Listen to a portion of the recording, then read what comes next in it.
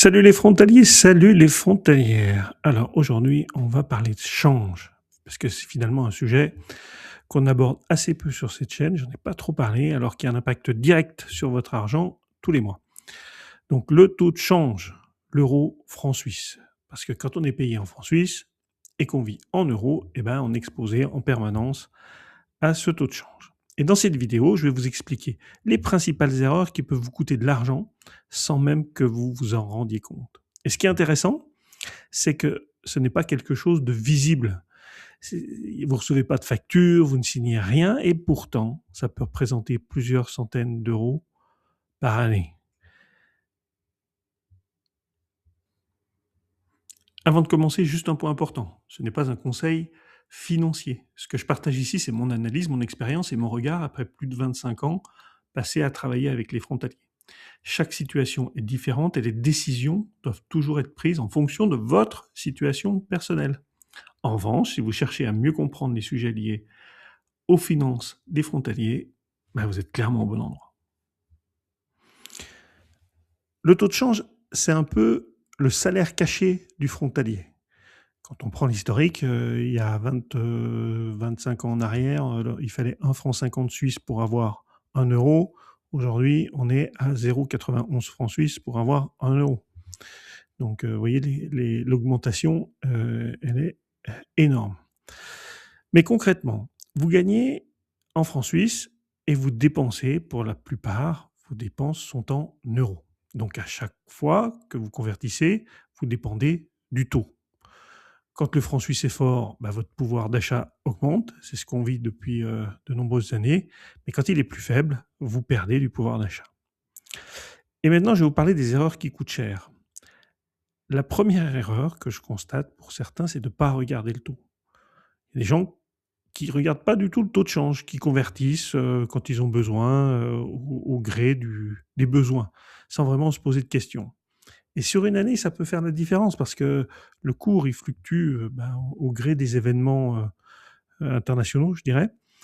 Et donc, voilà, première erreur, ne pas regarder. Deuxième erreur, tout convertir d'un coup. Alors ça, c'est des gens qui reçoivent leur salaire et qui immédiatement convertissent l'intégralité en euros.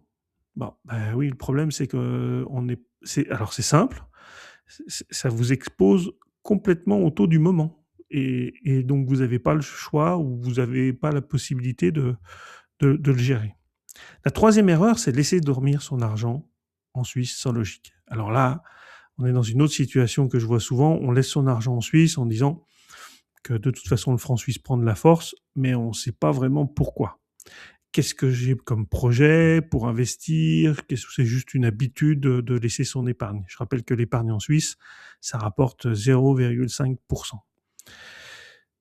Quatrième erreur, ne pas regarder les conditions de change. Et là, c'est un point très concret parce que ça bouge beaucoup. Les conditions varient d'une journée à l'autre et d'une banque à l'autre ou d'une plateforme à l'autre. Il y a toujours un coût. Alors, le coût du change, il n'est pas exprimé en frais, mais c'est la marge que va prélever soit la banque, soit la plateforme que vous allez utiliser.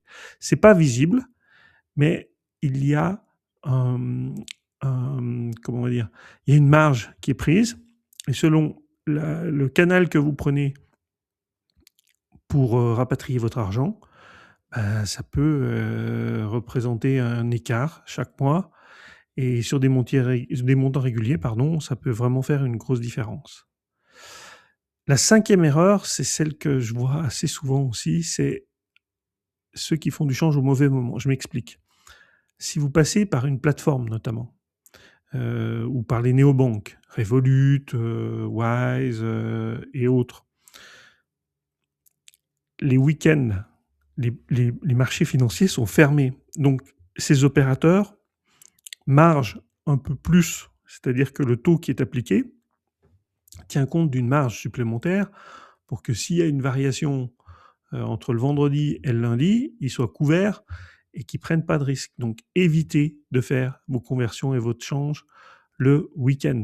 Faites-le la semaine et puis aussi utilisez des outils qui vous permettent aujourd'hui d'avoir des alertes sur vos téléphones, notamment. Il y a nombreuses plateformes qui sont capables de faire ça. Notamment, j'ai eu un échange avec BNC qui propose aujourd'hui une solution qui permet de vous alerter. Donc, vous pouvez définir un taux en disant, ben voilà, si le taux arrive à 0,90, vous recevez une alerte et à ce moment-là, vous faites votre change.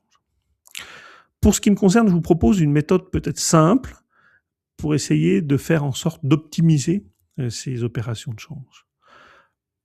Pour ne pas le subir, une méthode pour l'organiser. D'abord, définir ses besoins en euros. De combien avez-vous besoin chaque mois pour vivre? Ça, c'est votre base. Et à la limite, ça, vous pouvez l'automatiser par un prélèvement, par un virement automatique. Voilà. Ensuite, pour le reste, essayez de lisser les conversions. C'est-à-dire, essayez plutôt que de tout convertir en un coup, vous pouvez étaler. Si là, le 25 du mois ou le 20 du mois, quand vous recevez votre salaire, ben, vous avez besoin en France d'avoir une partie de votre salaire, le reste, vous pouvez le garder. Et puis, vous créez par exemple une alerte. Si jamais le cours descend en dessous de 1,92 ou 0,91, 0,92, vous pourrez changer le complément. Ça vous permet de ne pas dépendre d'un seul moment. Ensuite, une autre méthode, séparer le court et le moyen long terme. En fait, séparer ce qui sert à vivre, donc on en a parlé, et ce qui sert à épargner. Parce que c'est pas la même logique. On ne peut pas utiliser les mêmes supports, les mêmes stratégies pour l'épargne et pour ce qu'on va avoir besoin pour vivre. L'épargne, on va pouvoir le faire fructifier à moyen, long terme en fonction de vos objectifs et de vos projets. Autre conseil, faites attention aux frais. Et souvent, c'est là que ça se fait la différence. Ça se fait la différence parce que, comme je l'ai dit précédemment, il y a des écarts qui peuvent être importants entre ce que va faire votre banque et ce que va faire certaines plateformes ou opérateurs. Il peut y avoir des écarts de marge assez importants. Alors, c'est vrai qu'au quotidien, ça ne va pas représenter sur 4 000 francs, sur 5 000 francs, il va y avoir peut-être une écart de 20 francs, 50 francs. Mais ça, mis bout à bout, vous voyez, sur une année ou sur une carrière, ça peut représenter beaucoup d'argent. Donc, faites attention, choisissez bien le bon opérateur. C'est vrai que maintenant, avec Internet, parce qu'on est loin de l'époque du change Migros, hein, même s'il y a encore certains qui l'utilisent, mais l'utilisation des plateformes aujourd'hui apporte une solution extrêmement intéressante. Hein. Donc, penchez-vous sur la question. Moi, je pense que le change ne se subit pas, même si c'est pas vous qui pouvez impacter la variation entre l'euro et le franc suisse. Par contre, vous pouvez gérer, c'est-à-dire vous n'êtes pas obligé de tout changer d'un coup, comme je l'ai dit tout à l'heure. Voilà.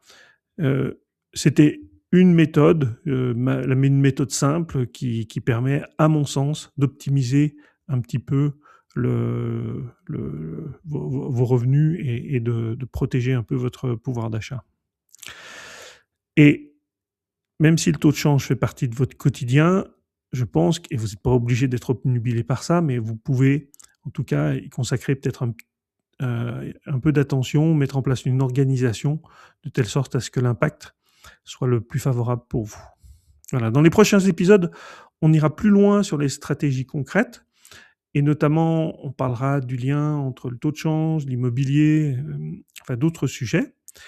Si ce contenu vous aide à y voir plus clair, n'hésitez pas à liker, poser vos questions en commentaire et partager autour de vous. Ça me permet de faire vivre la chaîne et surtout de continuer à proposer du contenu utile pour les frontaliers.